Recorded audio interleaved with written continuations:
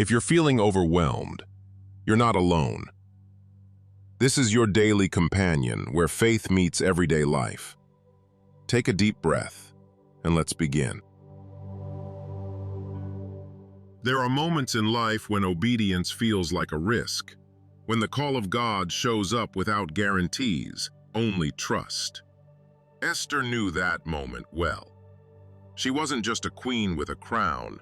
She was a woman placed in power for a purpose she never asked for. One day, she was an orphan girl raised by her cousin. The next, she was Queen of Persia. But favor doesn't shield you from pressure. In fact, it often invites it. Esther didn't choose the battle chose her. And when the decree was signed to destroy her people, she faced a decision: stay silent and stay safe, or speak up and risk everything. Obedience under pressure means doing what's right even when your hands shake. It means trusting God not because the outcome is certain, but because He is. Esther had no blueprint, no clear path.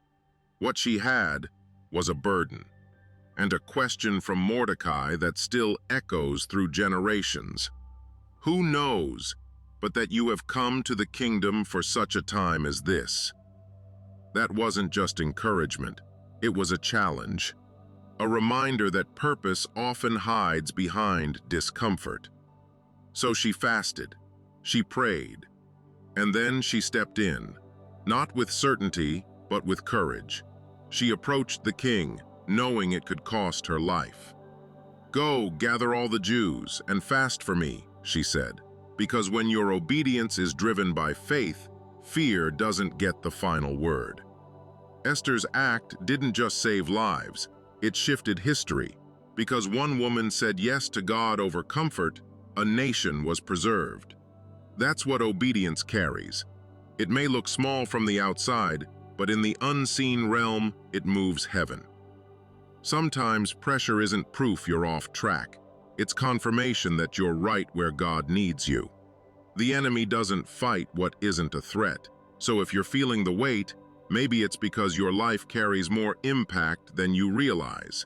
Esther didn't meet the world's qualifications, but she was still chosen.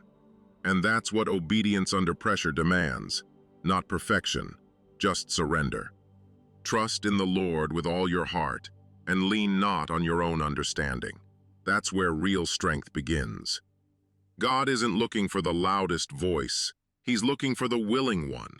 And when you say yes in the pressure, He supplies strength in the process. It's not about having all the answers. It's about trusting the one who does. Esther's courage didn't come from her crown. It came from her confidence in God. And that same confidence is available to you. Maybe you're standing at your own crossroads. Maybe God is nudging you to speak, to move, to obey, and fear is whispering, "Stay quiet." But silence isn't always safe, and comfort isn't your calling. Be strong and courageous. Do not be afraid, for the Lord your God goes with you. That was true for Esther, and it's true for you. Your obedience might not be noticed by crowds, but in heaven, it echoes. Your faithfulness might be hidden, but it's honored by God. Don't let pressure paralyze you. Let it purify you. Let it press you into deeper dependence on God. Let it awaken the boldness that's been buried under fear. This is your moment. Not when it gets easier, not when everything aligns. Now, in the pressure, in the unknown, in the risk. Say yes to God. Say yes to purpose. Say yes to obedience even when it costs. Because what feels like pressure today will become praise tomorrow. What feels like sacrifice now will echo in eternity. God never wastes obedience. Every act of faith plants seeds in the soil of destiny. Esther obeyed and generations were changed. What might God do through your yes?